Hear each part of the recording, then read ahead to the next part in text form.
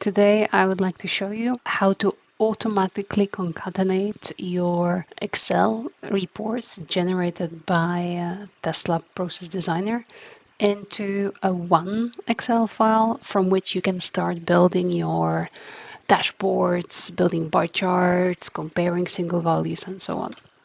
One important note, something like this can be fairly easily automated. I'll show you why, but you have to upfront know a little bit what you want to process. So for an example, in my case, my process contains quite some data in it, a number of runs, and I did the processing upfront where I'll be calculating a spectrum average on a few channels, calculating the minimum max, and then reporting that result to Excel.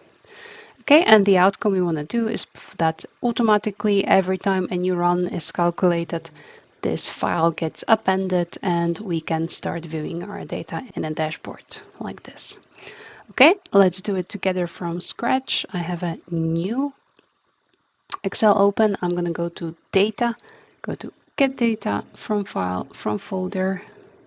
I select the folder, and this folder is where all my Excel files are generated from Testlab. And it's like a listing job. It's going to monitor these folders for new incoming Excel files. Okay.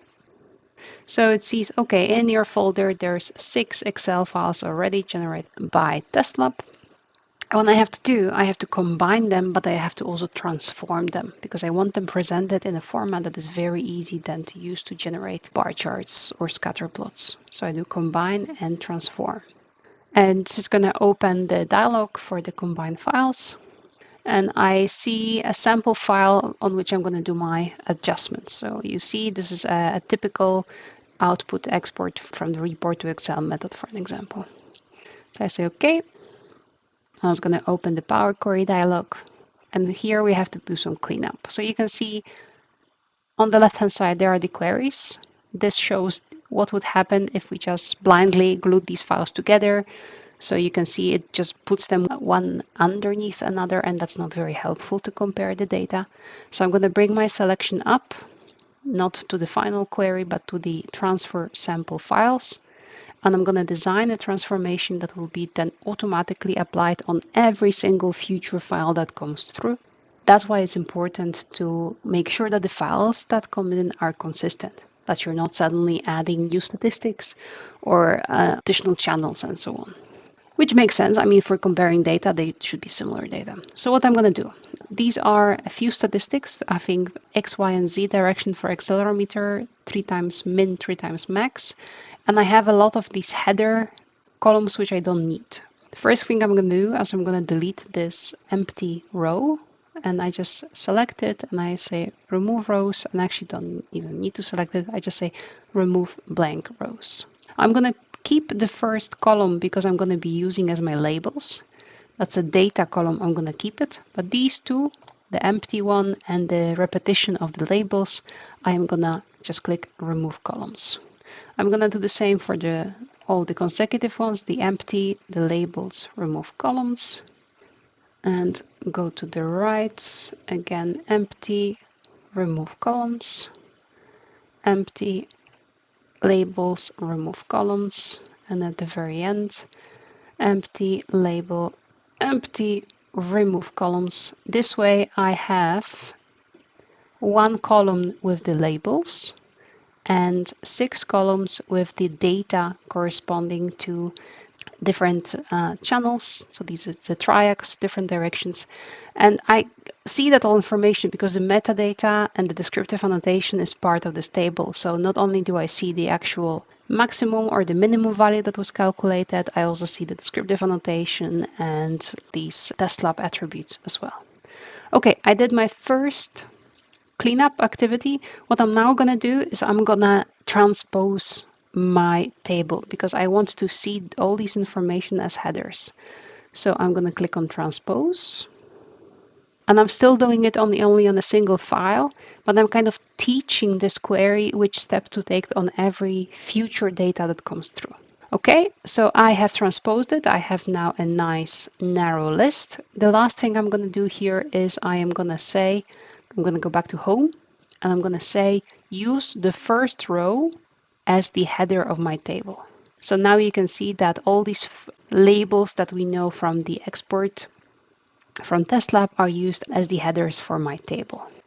Before this operation has broken a little bit my automatic query. You see it with this warning sign if I click here, because it's still, this last step combines all the Excels together, but you can see it refers still to the original headers and no longer to the ones we had in our initial data, but that's okay. We're going to fix it at the end. So what I'm going to do, I'm going to remove this, change type. And if I look at my table, it already looks really nice. I see all the files that I have in my folder. Per each file, I see the X, Y, and Z min and max values, so 6 values per file, listed one under another. This is really enough to make a very nice bar chart or a scatter plot.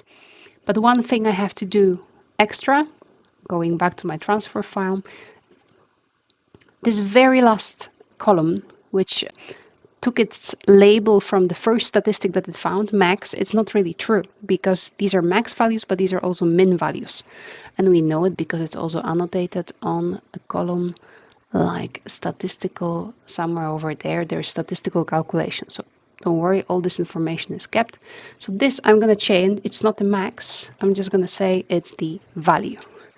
And here I'm lucky because it's still a decimal number, this one. But what I should do is I should look a little bit through my columns and see if there are any other values that I would like to use, and they should be kept as numbers. So they have to be mentioned as decimal number. Here it's okay, here it's okay. I like to use the vehicle speed. If there are attributes that you don't care about and you don't want to paste them in your column, you can do it as well. You can simply select them and like remove them and make a removal part of this step. I leave that up to you. I'm going to keep all of them. It's going to be a bit excessive, but that's okay. We like to over annotate sometimes. Okay, I'm looking for my vehicle speed still. Still looking. I think I'm getting closer, maybe. Okay.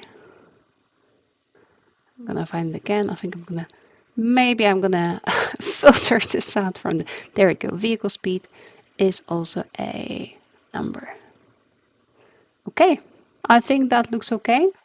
We made sure that the data types are correct for and now we go to the raw Excel export. This looks perfect. The last thing I'm going to do is say close and load. All right.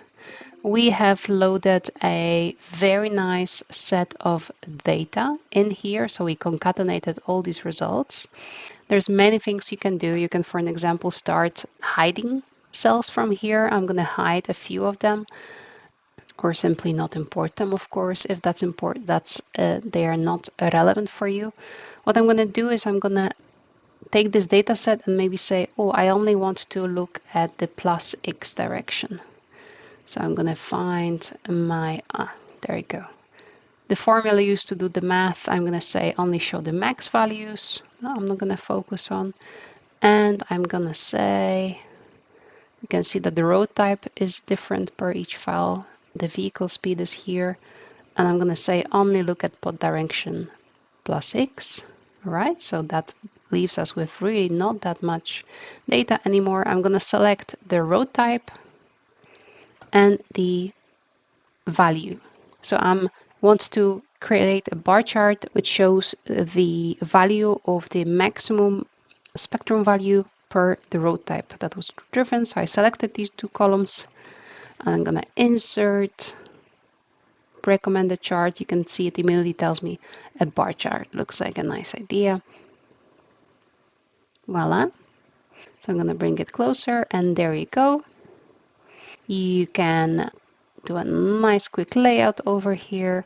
Do we have one with x-axis attributes? I'm really bad at the Excel graphs actually. So Testlab only, but okay. There you go. So we have, depending on the row type, we have different maximum values of the spectrum map. And does it work automatically? Yes. So what you can see is that in the data, I have the refresh button, which allows me to refresh the lookup for the data that comes in. There are ways to set it to an automated refresh. I've started to investigate that a little bit. Sometimes there's IT policies that block this automated refresh, but I figured anyhow, if someone is building a dashboard, how much does it hurt to hit that refresh button? So let's open Testlab, and I am gonna process a new file. So constant speed 10 kph is something that we did not have initially. I'm gonna delete it. And I'm gonna say replace an input basket and do the processing. And you can see that my report to Excel method reports the data to this OneDrive folder that we used to create the Power Query.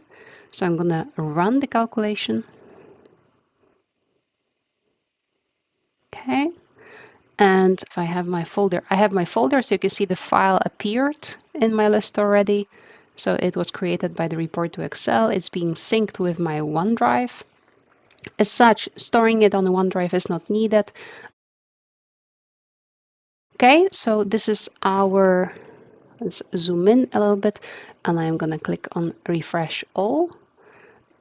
We can quickly check what was the data that we, so the road type that we added is hill section. Let's see, in our, we don't have hill section in here. If I click on refresh, voila, hill section was added. The file was automatically concatenated. So regardless if you're working with interactive test lab or if you're doing this with TWA and just generating files, we can now automatically concatenate them into one Excel from which you can start comparing data or building such graphs. Okay, thanks a lot.